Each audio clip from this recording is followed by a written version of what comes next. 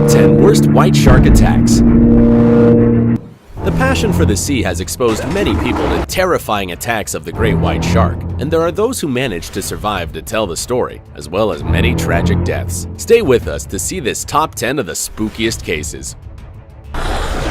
Number 10. Double Attack.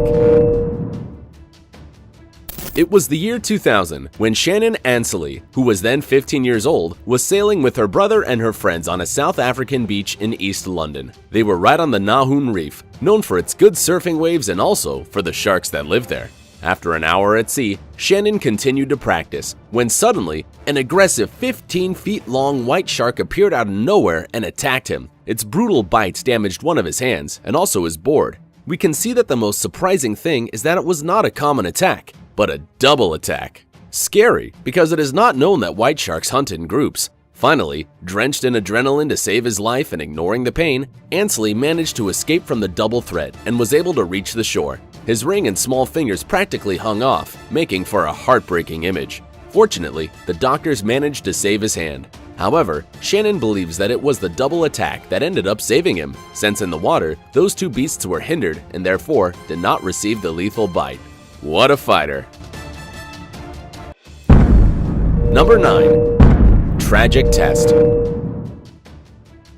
It was in 2006 when Ahmad Hassim, 24, and his younger brother, Tariq, attended a life-saving exercise routine at Muizenberg Beach in Cape Town. What they did not expect was that on August 13th, it would change their lives forever. Already at sea, during the trials, Ahmad noticed that a gray triangle floated over the area. At first, he was not alert, thinking it could be a seal or a dolphin, but then he noticed a greater danger. A stalking white shark was approaching Tariq. Then he screamed, and seeing that the nearest boat would not come to the rescue, decided to splash the water to distract the 15.5-foot-long shark. Suddenly, the shadow changed direction. His brother was safe, but he would end up being attacked violently, losing half of his right leg. How unfortunate. His dream of becoming a professional footballer disintegrated, but not his desire to excel. He took the opportunity to become a Paralympic swimmer, earning himself the nickname of the Shark Boy, as well as a bronze medal in London 2012. Currently, far from holding a grudge for the animal that attacked him, he shows his great appreciation by being a marine conservationist. Admirable. Number 8. Esperance Shark Attack. It was October 2014 when Sean Pollard, 23, taught his girlfriend Claire Oakford how to surf on a beach in Wiley Bay in the Australian city of Esperance. Everything was fine until he decided to lie on the sand to sunbathe, and Sean moved away a bit with aiming to catch big waves. Their battle to survive against two great 10 and almost 16 feet long white sharks would begin. The young Pollard was attacked by the first shark that resulted in painful bites to his legs. Then, after trying to defend himself with his board, the beast tore off both hands. In the end, his entire left arm was also snatched away. The waters were stained with blood, and then the second great white shark appeared, which hit him. But fortunately, at that precise moment, a wave broke out that helped the wounded man escape death. He was able to reach the shore where 4 people who knew about first aid saved his life. After the terrible event, Sean Pollard had to leave sailing and surfing. But like Ahmad Hassim, he also managed to get his life back on track, snowboarding and competing at a professional level. Number 7. The champion attacked. In 2012, David Lilienfeld, 20 years old, was the South African champion of water sports bodyboarding. He and his brother Gustav were surfing in Kogel Bay, very close to Cape Town. Everything was going smoothly when a white shark between 13 and 16 feet long sidled towards David until the first blow hurt his right leg considerably close to the thigh. Before the attack, the bodyboarder tried to use his board to stop it, pushing the head of the elusive shark, but it was not enough. In the second onslaught, the waters were red-stained immediately. According to witnesses, David screamed for the last time while being submerged violently. After that, Gustav took the body to shore, and after wrapping it, sat on the rocks with his father Dirk Lilienfeld to say his last goodbyes to the ocean-loving son and brother, waiting for their respective authorities. Very touching. Number 6. Diver in danger. On the morning of September 15, 1984, the sky was cloudy and the sea calm between Half Moon Bay and Santa Cruz in California. Omar Conger, 28, and his partner Chris Rem were diving about 500 feet off the coast in search of abalone, an edible mollusk, when they decided to take a break. It was then that conger, resting vertically in the water, suffered a surprising attack from a 16-foot-long white shark in the back. It caught him, shook him, and submerged him. A few seconds later, the predator emerged to the surface as a great submarine with the victim still inside his mouth, then decided to go to the frightened friend, freeing the diver's badly wounded body, and in those moments of great anguish, Rem reacted. He swam towards Conger to put him on a mat, taking him to the shore, but unfortunately, the effort did not help much because Omar Conger, product of the multiple lacerations on his legs, hands, and buttocks, bled to death. Number 5. Fatal End. This is Sam Kellett, a 24-year-old high school teacher who was preparing for a spearfishing competition off the waters in the York Peninsula in southern Australia. It was February 2014, and he had planned to dive for free in Inez National Park with his friends, but a fire warning forced them to go to Goldsmith Beach. While Sam was fishing, hungry 16-foot-long sharks appeared and practically ate him whole. Yeah, just like you heard it. Mr. Kellett was totally devoured, and no trace of him was left. The police could only find 2 lead weights and their spear, a weapon that had teeth incisions compatible with those of a great white shark. In the place that he was last seen, a striking pool of blood shocked everyone in the place.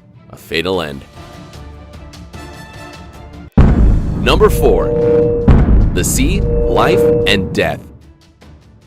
Randall Fry was a quintessential lover of the ocean. He was very dedicated to the Fisherman Organization and was the main voice in Western recreational fishing. On August 15, 2004, Randy practiced free diving to trap abalone with his great friend Cliff Zimmerman in Westport, California.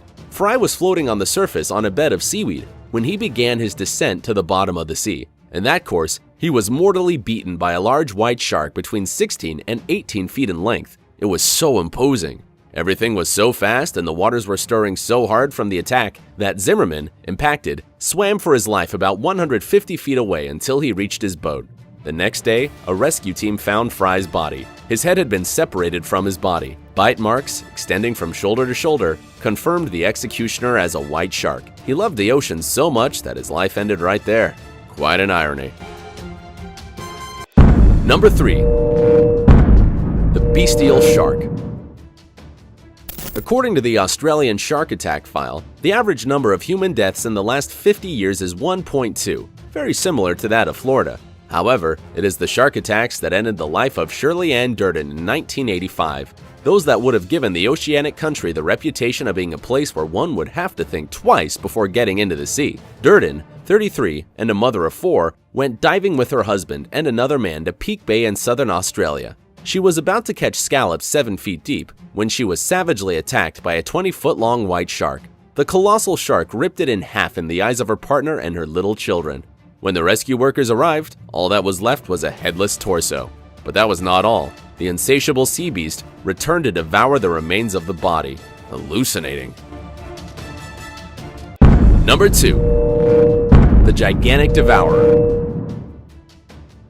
In June of 1959, Robert Pamperin and Gerald Lehrer were diving freely using only masks, fins, and snorkels in search of abalone on the beach of La Jolla Cove in California. Lehrer was submerged in the water when a large shadow passed very close to him, blocking the sunlight under the water. Somewhat puzzled, he was deciding whether to keep looking for mollusks or alert Pamperin. But before doing anything, he needed to breathe. After surfacing, he heard the screams of his friend asking for help. It was too late. Robert Pamperin was being attacked by a giant white shark of about 23 feet long. His body could be seen rising above the water, struggling violently to escape. However, his legs were already trapped in the mouth of the fierce shark. The large triangular teeth were becoming more noticeable, and Lehrer's desperate attempts to frighten him were useless, so he had nothing to do but swim to the shore.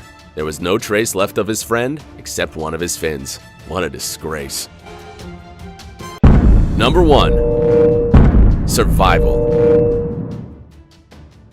This case of shark attack is perhaps one of the most emblematic in history. On December 8, 1963, a young insurance salesman named Rodney Fox was participating in a spearfishing competition in Aldinga Beach in southern Australia. Everything went smoothly when he suddenly felt a strong impact as if he was hit by a train. It was a great white shark that attacked him mercilessly up to 3 times. Badly hurt and about to drown, Fox was rescued and taken to the nearest boat. He suffered a ruptured rib, a collapsed lung, a ruptured spleen, and deep arc-shaped lacerations from his shoulder to his waist. The scars are really creepy.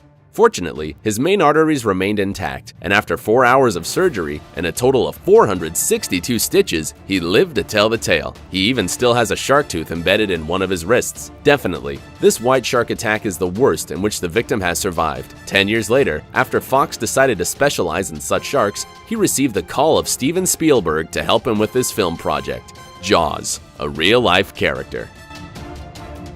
Were you surprised by these ruthless attacks of the great white shark? Well, do not forget to subscribe to the channel and activate notifications so you don't miss a single video. Until next time.